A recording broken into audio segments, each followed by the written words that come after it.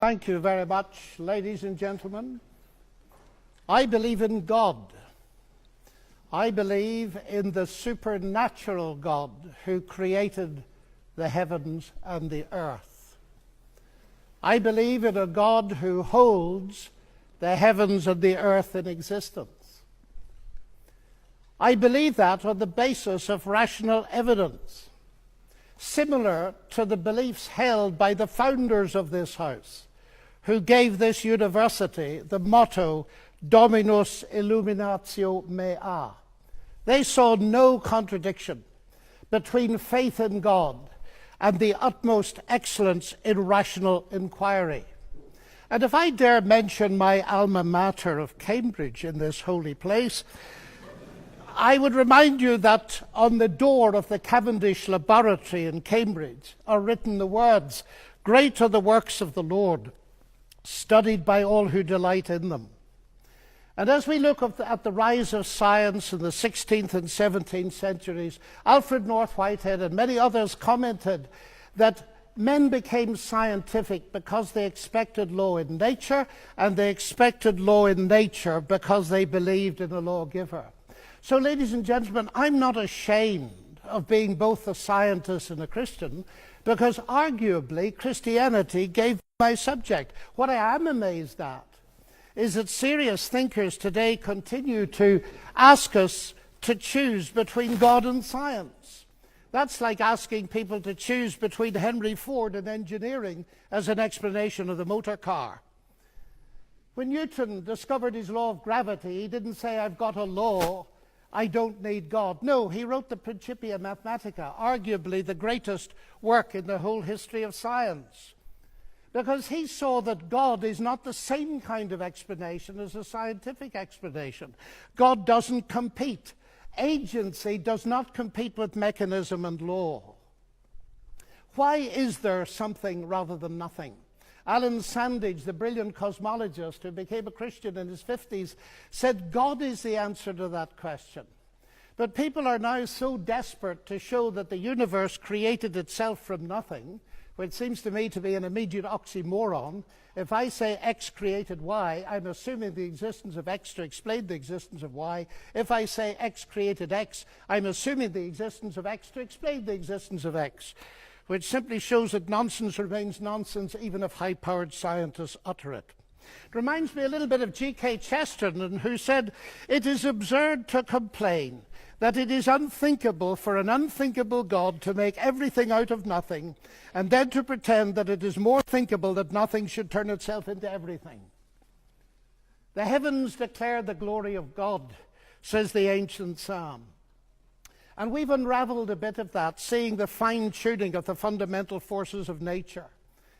It's something that's so striking to scientists that it demands explanation.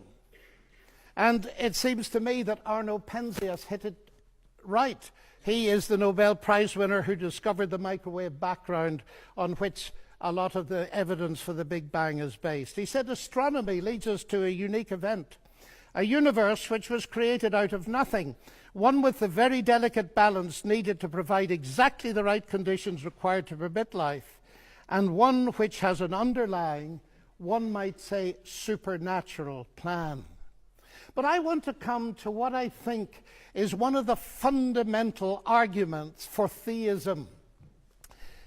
I take it this house believes in reason. That's why we're all here. And as a scientist, I believe that the universe is rationally intelligible. That is something that has struck some of the geniuses of science as demanding an explanation. Einstein said the only incomprehensible thing about the universe is that it's comprehensible. And Wigner talked about the unreasonable effectiveness of mathematics. How is it that a mathematician thinking in her head in here can come up with equations that seem to fit the universe out there? Well, how is it indeed? Because the irony of the atheist position here is evident. My atheist friends, and I have many of them, tell me that the driving force of evolution, which eventually produced our human cognitive faculties, reason included, was not primarily concerned with truth at all. but with survival. And we all know, ladies and gentlemen, what has often happened and still happens to truth when individuals or commercial enterprises or nations feel themselves threatened and struggle for survival. A leading philosopher, Alvin Plantinga of Notre Dame, says if atheists are right that we are the product of mindless, unguided natural processes, then they have given us strong reason to doubt the reliability of human cognitive faculties, and therefore inevitably to doubt the validity of any belief that they produce, including their atheism. Their biology and their belief in naturalism would therefore appear to be at war with each other in a conflict that has nothing at all to do with God. Yet my atheist friends still insist that it is rational for them to believe that the evolution of human reason was not directed for the purpose of discovering truth. And yet it is irrational for me to believe that human reason was designed and created by God to enable us to understand and believe the truth. Curious logic. By contrast with that, biblical theism asserts that ultimate reality is personal and intelligent, and the reason science works, and this was the motivating force that drove the great pioneers of science, is that the universe out there and the human mind in here that does the science are ultimately the product of the same intelligent divine mind. Human beings are made, we are told, in God's image, and that means that science can be done. That makes infinitely more sense to me as a scientist than atheism does. Now let me come briefly to ethics. Ethical behavior, like rational behavior, of course, does not itself require religious belief. This is consistent with the fact that humans are created in God's image as rational moral persons. But just as I suggest that rationality cannot be explained without the existence of God, so I dare to suggest that the existence of morality cannot be explained either. As modern science sprang from Judeo-Christian sources, so did the concept of human equality. Listen to atheist Jürgen Habermas, arguably one of Germany's leading intellectuals. He said that universalistic egalitarianism, from which sprang the ideals of freedom and a collective life and solidarity, the individual morality of conscience, human rights and democracy, is the direct legacy of the Judaic ethic of justice and the Christian ethic of love.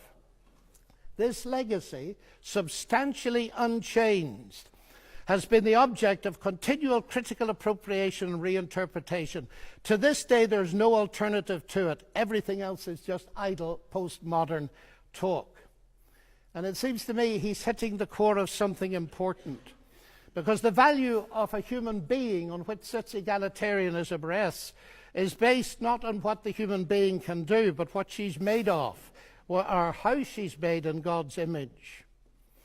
I never forget speaking on one of my many visits to Russia to a colleague in the Academy of Sciences. And he said, "You know, John, we thought we could abolish God and retain a value for human beings. We found we couldn't, and we murdered millions of them." And Alexander Solzhenitsyn has said, "If I'm asked, why is it that 60 million of my fellow countrymen were sacrificed?" He said, the answer is, we have forgotten God. Science, of course, marvelous as it is limited. Even a Nobel Prize winner, by analyzing a cake, cannot tell why it was made. But Aunt Matilda, who made it, can tell you. She can reveal it to you. But if she doesn't reveal it to you, you'll never know. And that brings me to my next evidence. It's the same with the universe. We can analyze it magnificently. But ultimately, if it has a maker, and I believe it has, only he can tell us what it's all about. And he's done so in the powerful narrative of the Bible, in particular in its analysis of the problem with humanity, not simply in terms of behavioral breakdown between people, but a vertical breakdown of trust between us and the Creator. The unique solution to that problem is not simply in terms of human ethical development, although that's very important, but in terms of something far deeper altogether. The restoration of the fractured relationship with God through the salvation he has brought through Jesus Christ. A radical relationship that empowers us to live ethically from God. And here we reach what for me is the chief evidence, not only for the existence but the nature of God. It is Jesus Christ. He it was who not only taught the golden rule but embodied it, fed the hungry, healed the sick and suffering, and welcomed society's outcasts, brought honor and respect to the marginalized and ashamed. And he's brought forgiveness and peace to multi-millions around the world. He's able to do this, of course, because though he was a man, he uniquely never was only a man, but God become human. The central evidence for this startling claim is, of course, his historical resurrection from the dead that launched Christianity in the world. This is, of course, ladies and gentlemen, a crunch issue. If Jesus rose from the dead, death is not the end and atheism is false. If Jesus did not rise from the dead, Christianity is false. And I remember at Cambridge as a student listening to the brilliant Sir Norman Anderson, a legal expert, going through forensically the evidence from his legal perspective as a brilliant lawyer. And he said at the end of it, "The empty tomb, then, of Jesus forms a veritable rock on which all rationalistic theories of the resurrection dash themselves in vain." Just finally now, as I read the Bible, I do not only find intellectual satisfaction, but I find a great deal of that. I sense the voice of God speaking to me. You say, that's intensely personal. But ladies and gentlemen, we've been asked tonight about belief in God. And I want to strongly emphasize that God is not a theory, he's a person. And if the origination of me qua person is a personal God, then the most exciting thing really is there a possibility of getting to know God? And so I don't simply believe there is a God. I've come to know him and trust him. And I have strong reasons for doing so, because of Christ dying and rising again for me. And that has generated in me a sense of utterly unmerited forgiveness, acceptance, and peace. That has enabled me to face the ugly side of my own nature, and with God's help to do something about it. But it's enabled me to face something else. The hardest problem I face as a Christian is the problem of evil and pain.